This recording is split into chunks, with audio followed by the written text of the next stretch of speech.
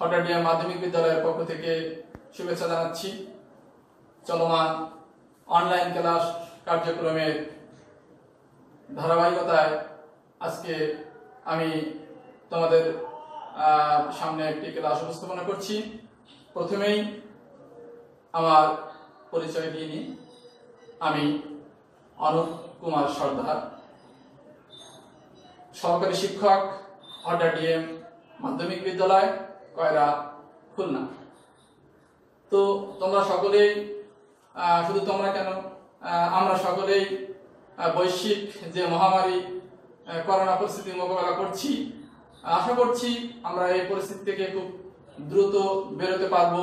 আমাদের সরকার এবং স্বাস্থ্য মন্ত্রণালয়ের যে বিধিনিষেধ, স্বাস্থ্যবিধি মেনে আমরা কিন্তু আমাদের যে চলমান যে জীবনধারায় আমরা খুব দ্রুত ফিরতে পারবো, এই আশাবাদ ব্যক্ত করছি। তো আমরা আজকে আমি তোমাদের সামনে যে বিষয়টি নিয়ে উপস্থিত হয়েছি, অষ্টম শ্রেণীর হঠাডিএম মাধ্যমিক বিদ্যালয়ের, শুধু হঠাডিএম মাধ্যমিক বিদ্যালয় নয়, সকল অনলাইন শিক্ষার্থী বন্ধুরা, আমরা আজকে যে বিষয়টা নিয়ে আলোচনা করবো সেটা হলো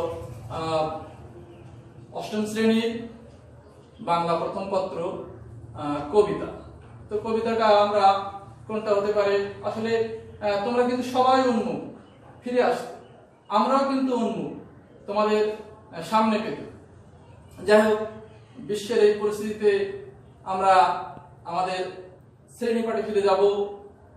এই অনলাইন ক্লাসের মাধ্যমে তোমাদের ন্যূনতম যদি সহযোগিতা হয়, সেটা হবে আমাদের স্কুল এবং আমাদের পক্ষ থেকে একটি বড় পাওয়া। যাই হোক, আর কথা বলবো না, আমরা আজকের ক্লাস কার্যক্রমের ভেতরে ঢুকে যাই। তো প্রথমে আমি আবারও সকলকে শারদীয় শুভেচ্ছা জানাচ্ছি। শরতের আকাশের যে নীল আকাশে সাদা মেঘের যে ভেলা, সেই মেঘের ভেলা চড়ে আমরা যেন মোটামুটি বলা যেতে পারে যে আমাদের কার্যক্রমগুলো চালিয়ে নিয়ে যেতে পারি, সেই প্রত্যাশা নিয়ে শুরু করছি আজকের ক্লাস। তো আমরা একটু স্ক্রিনের দিকে যাব। তোমরা খেয়াল করবে, পাঠ শিরোনাম আমাদের যে কবিতাটা আমরা নির্ধারণ করেছি, আবার আসিব ফিরে, আবার আসিব ফিরে। তো এই কবিতাটা আমরা পুরোপুরি কবিতার ভিতরে যাওয়ার আগে আমরা আরেকটু দেখে নিই এই কবিতাটা শেষে আমরা কি অর্জন করতে পারি। কবিতা বলতে পারো শিক্ষার্থীরা, এখান থেকে তোমরা কিন্তু কবিতাটা পুরোপুরি সুন্দরভাবে আবৃত্তি বা বলতে পারবে। কবিতাটি দুই আমরা কিছু কবিতাটির মূল ভাব প্রকাশ করতে পারবো এবং তিনে ছিল কবিতাটির বিষয়বস্তু সম্পর্কে আমরা ধারণা করব। যাই হোক, আমাদের মূল বিষয় আবার আসিব ফিরে। এই আবার আসিব ফিরে কবিতাটির কবি সকলের পরিচিত কবি জীবনানন্দ দাশ। তো কবি জীবনানন্দ দাশ সম্পর্কে আমাদের ন্যূনতম তথ্য জানার দরকার আছে। এখানে আমরা দেখো, এই কবি জীবনানন্দ দাশকে আমরা বলি যে আমাদের প্রকৃতি প্রেমিক ছিলেন তিনি, বা আমরা বলতে পারি তিনি ছিলেন একজন একেবারে বলা যেতে পারে যে আশাবাদের কবি। তিনি অনেক কঠিন সময় পার করেছেন এবং তার থেকে বেরিয়ে গিয়ে আমাদের কিন্তু আশা দেখিয়েছেন।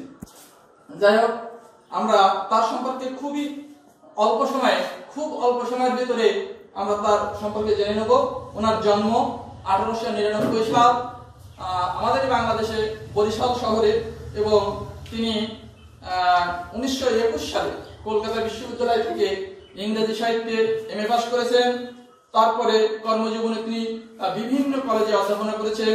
প্রথমে দেখেছি আমরা Kolkata city college, Delhi Ramdas college, Barishal Brajamohan college, Kharagpur college, তারপরে বরিশাল কলেজ, হাওড়া কলেজ। তিনি কিন্তু অধ্যাপক হিসেবে খুবই বিখ্যাত ছিলেন। যাই হোক, তারপরে আমরা তার যে পেশা, তিনি অধ্যাপক ছিলেন এবং সেই সঙ্গে তিনি সাংবাদিকও ছিলেন, বা তিনি অনেক আমাদেরকে যে সাহিত্যের যে বিষয়গুলো, শুধু কবিতা নয়, তার অনেক গল্প বা গ্রন্থও কিন্তু আমরা পেয়েছি। তো আমরা এখন এই কবিতাটা পুরোপুরি আলোচনায় চলে যাব। আবার আসিব ফিরে ধানসিঁড়ি কীর্তি এই বাংলায়। কবি কি বলেছেন যে আমরা আবার আসিব ফিরে। এই যে আবার আসিব ফিরে শব্দটা এখানে কিন্তু তিনি প্রত্যয় ব্যক্ত করেছেন। তিনি কিন্তু ভাবছেন যে আমি এখানে আবারই আসবো। কোথায় আসবো? তার সেই প্রিয় মাতৃভূমি, সেই জন্মভূমি এই বাংলায় তিনি কিন্তু আসবেন। তিনি বলছেন যে আবার আসিব ফিরে ধানসিঁড়ি কীর্তি। তোমরা সবাই খেয়াল করবে বন্ধুরা, যে এখানে ধানসিঁড়ি এখানে কিন্তু একটি নদীর নাম, আমাদের এই দেশে একটি নদীর নাম ধানসিঁড়িটির তীরে এই বাংলায়। এখানে কিন্তু তার একটা আলাদা প্রত্যয় ব্যক্ত হয়েছে যে কোথায় আসবেন তিনি? এই বাংলায়। কিন্তু তিনি শুধুমাত্র মানুষ হিসেবে আসতে পারবেন এমন নয়, তিনি বলছেন যে হয়তো মানুষ নয়, হয়তো মানুষ নয়। কি বলছেন? হয়তো মানুষ নয়, হয়তোবা শঙ্খচিল শালিকের বেশে। কেন বলছেন? তিনি এই যে শঙ্খচিল বা মানুষ হতে পারেন কি না পারেন তার জন্মান্তরে তিনি বিশ্বাস করতেন কিনা জানি না, তবে তিনি বলেছেন যে মানুষ হতে না পারলে তিনি শঙ্খচিল বা এই যে শালিকের বেশে হয়তো ভোরের কাক হয়ে, আবারই বলছেন যে হয়তো শঙ্খচিল বা শালিকের বেশেও তিনি ফিরে আসতে পারেন। তার এই যে আকুতি, এর ভিতরে দিয়ে আমরা বুঝি যে বাংলার যে ক্ষুদ্র, অতি ক্ষুদ্র, তুচ্ছ প্রাণী বা পাখি, এই যেমন শালিক, কাক, তিনি কিন্তু সেগুলোর রূপ ধরে আমাদের মাঝে আবার ফিরে আসতে চেয়েছেন, হয়তো ভোরের কাক হয়ে। এই যে ভোরের কাক, তার মানে সকাল বেলায় সূর্য ওঠার আগে যে সময়টা, ভোরের কাক হয়ে এই কার্তিকের নবান্নের দেশে। কবি বলছেন এই কার্তিকের একটা মাসের নাম, বাংলা ঋতু বৈচিত্র্যের একটা মাসের নাম, এবং নবান্নের দেশে। যে নবান্ন বলতে আমরা খেয়াল করবো যে নবান্ন, নতুন ধান উঠবার পরে যে উৎসব আমাদের গ্রাম বাংলায় কৃষকের ঘরে ঘরে শুরু হয়ে যায়, সেই নবান্নের দেশে তিনি কিভাবে আসতে চেয়েছেন? কুয়াশার বুকে ভেসে, ভোরের কাক হয়ে কার্তিকের নবান্নের দেশে কুয়াশার বুকে ভেসে। কুয়াশা, শীতকাল। দেখো ঋতু বৈচিত্র্যের যে পরম্পরা বা ধারাবাহিকতা এখানে কিন্তু ব্যাপকভাবে তিনি অনুধাবন করেছেন। কিভাবে? যে কার্তিকের নবান্নের দেশে, তারপরে বলছেন যে কুয়াশার বুকে ভেসে একদিন আসিব এ কাঁঠাল ছায়া। কোথায় আসতে চেয়েছে? যে ভোরে কার্তিকের নবান্নের দেশে, তারপরে বলছেন যে কুয়াশার বুকে ভেসে একদিন আসিব এ কাঁঠাল ছায়ায়। এই যে কাঁঠাল বাংলার জাতীয় ফল বাংলাদেশে, কিন্তু এই যে কাঁঠাল ছায়ায়, এই কাঁঠাল ছায়ায় এখানে কিন্তু ধারাবাহিকতা লক্ষ্য করছি যে তিনি নবান্ন আসবে কার্তিকে, তারপর শীতের ভোরের কুয়াশায় কাক হয়ে আসবেন। কোথায় আসবেন? একেবারে জ্যৈষ্ঠে বা বলা যেতে পারে বসন্তে পরপরই যে গ্রীষ্মকাল, সেই গ্রীষ্মকালের সুমিষ্ট ফল কাঁঠাল, তারই ছায়ায় তিনি কিন্তু আবার ফিরে আসতে চেয়েছেন। এগুলো কিন্তু লক্ষ্য রাখতে হবে আমাদের। এখানে কিন্তু বাংলা ঋতু বৈচিত্র্যের যে পরম্পরা, ধারাবাহিকতা, এটা খুব অসাধারণ ভাবে তিনি তুলে ধরেছেন। তারপরে আবার কবি বলছেন একেবারে পরিকল্পনা, তার সেই যে পুরা চিন্তাটা বদলে গিয়ে হয়তো বা হাঁস, ছোট্ট একটা পাখি, আমাদের গৃহপালিত বলা যায় যে সবাই গৃহে, গ্রাম বাংলার ঐতিহ্যবাহী একটা গৃহপালিত পাখি, যে হয়তো বা হাঁস। ছোট কথার ভিতরে দিয়ে অনেক কি বলে যে বড় দিক, ঐতিহ্য, সেটা কিন্তু এখানে ফুটে উঠেছে। হয়তোবা তিনি হাঁস হতে চেয়েছেন, হাঁস হয়ে তিনি আবার ফিরে আসতে চেয়েছেন। কিভাবে? কিশোরীর ঘুমুর রহিবে লাল পায়। দেখো প্রতিটা ঘরে কিশোরী যে ঘুমুর বাঁধে, ঘুমুর মানে কি তোমরা বলতে পারবে কেউ? ঘুমুর হলো এই যে ঘুমুর, ঘুমুর হলো নুপুর। তাহলে কিশোরীর ঘুমুর রহিবে লাল পায়, হয়তোবা হাঁস হবে, হাঁস হবে। আর সেই হাঁসের পায়ে কি বলছে? যে কিশোরীর ঘুমুর রহিবে লাল পায়। তাই এমন হতে পারে তিনি আবার কিশোরী হতে চেয়েছেন। কিশোরীর চঞ্চলতা, সেই যে নুপুর পরে সে যে সারা দিনমান সারা বাড়ি ঘুরে বেড়ায়, আনন্দ দান করে, তার যে তারুণ্য, তাচ্ছিল্য, এখানে কিন্তু একেবারেই আমরা কিশোরীকে করতে পারছি না। তারপরে বলছে কি? সেই হাঁস কিশোরীর ঘুমুর রহিবে লাল পায়, তারপরে তিনি কি করবেন? সারা দিন কেটে যাবে কলমির গন্ধ ভরা জলে ভেসে ভেসে। কবির এই যে কথাগুলি আমরা যদি একটু গভীরভাবে ভাবি, তিনি কি বলছেন যে সারা দিন কেটে যাবে কলমির গন্ধ ভরা জলে ভেসে ভেসে। আবার আসিব আমি বাংলার নদী মাঠ ক্ষেত ভালোবেসে। কি বলছে যে আমি আবার ফিরে আসবো কোথায়? বাংলার এই নদী মাঠ ক্ষেত ভালোবেসে। কবি হয়তোবা আমরা সকলেই যাব, কবিও মারা যাবেন, কিন্তু তিনি প্রত্যয় ব্যক্ত করেছেন যে আমি আবার এখানে ফিরে আসবো। আবার বলছেন কি, জলাঙ্গির ঢেউয়ে ভেজা বাংলার এ সবুজ করুণ ডাঙায়। লক্ষ্য করো তোমরা যে জলাঙ্গির ঢেউয়ে ভেজা, জলাঙ্গি মানে কি? জল অঙ্গে যার, মানে এখানে কিন্তু বাংলার সেই যে শত শত নদীর কথা বলা হয়েছে, জালের মতো বিস্তৃত নদী, যে নদীর পলি মাটিতে আমাদের এই বাংলা একেবারে বলা যেতে পারে যে ধনধান্যে পুষ্পে ভরা। এই জন্য বলছে যে জলাঙ্গির ঢেউয়ে ভেজা, জলের ঢেউয়ে, সেই নদীর জলের ঢেউয়ে ভেজা বাংলার এই সবুজ, এখানে কিন্তু ফুল ফসলে ভরা সেই বাংলার কথা বলছেন কবি।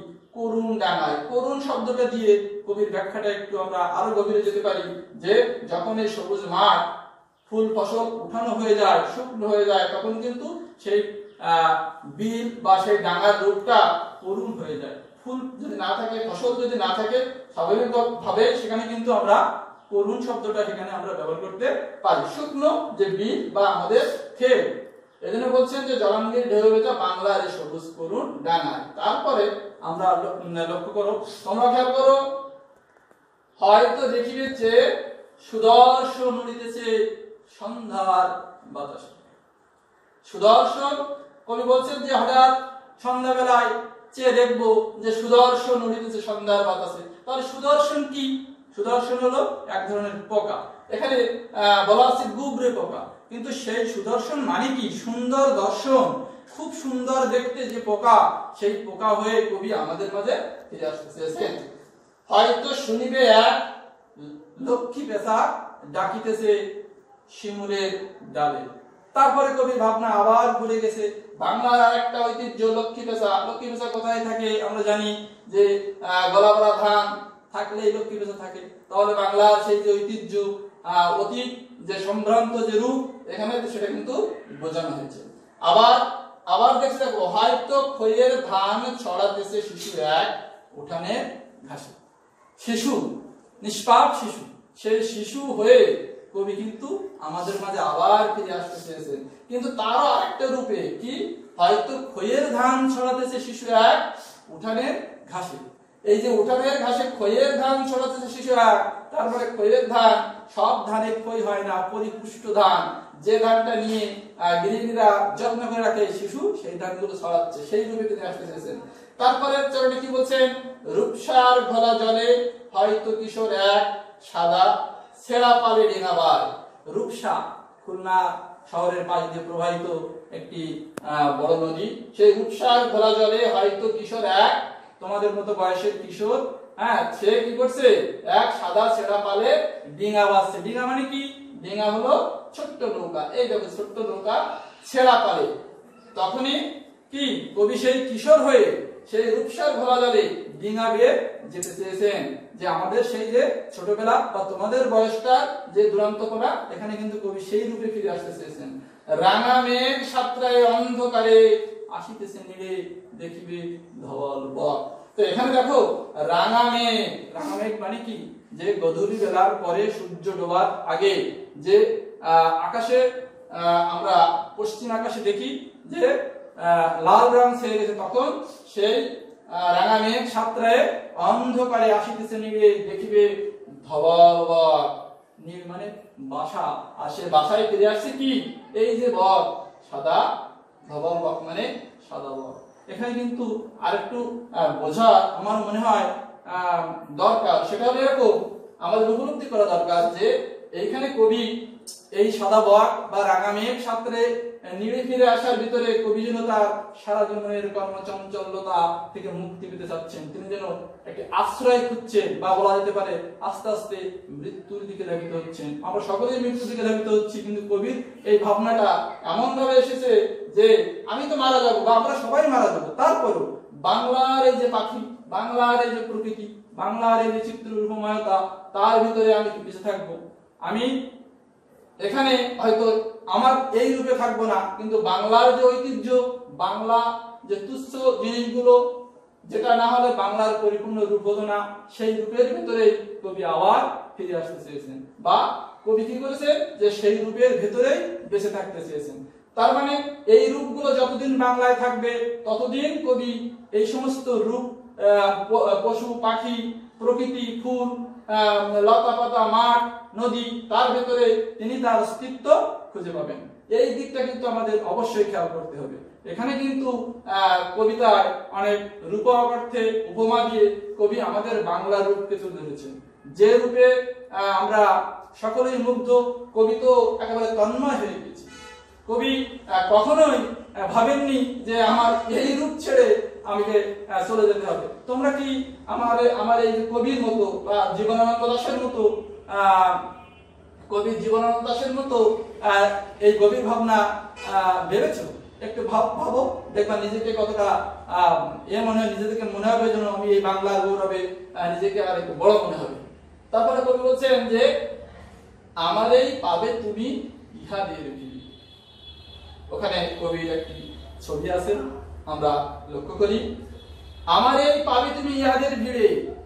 কাদের ভিড়ে? এই যে এতক্ষণ ধরে আমরা আলোচনা করলাম, তোমরা নিশ্চয়ই বুঝতে পেরেছো, বাংলার প্রকৃতি, বাংলার পশু পাখি, বাংলার নদী, বাংলার মাঠ, বাংলার যে আপনজন, তার ভেতরে কবি বলেছেন যে আমি থাকি বা না থাকি সেটা বড় কথা নয়, তুমি থাকো বা সেটা বড় কথা নয়, কিন্তু কবি বলেছেন যে আমারে এই সমস্ত রূপক, এই সমস্ত রূপের ভিতরে তোমরা খুঁজে পাবে, আমি এর ভিতরেই থাকবো। তার কারণ আমি এই রূপ দেখে এতটাই মুগ্ধ যে আমি আর কোথাও যেতে চাই না। কবি আমারই পাবে তুমি ইহাদের ভিড়ে, শান শওকত, কি বলে যে উচ্চ মহলা বাড়ি, এর ভিতরে পাবে কি পাবে না সেটা বড় কথা নয়, কিন্তু বাংলার চিরচেনা সবুজ প্রকৃতি, বাংলার যে গর্ব, তার ভিতরে কবি থাকবেন, ইহাদের ভিড়ে।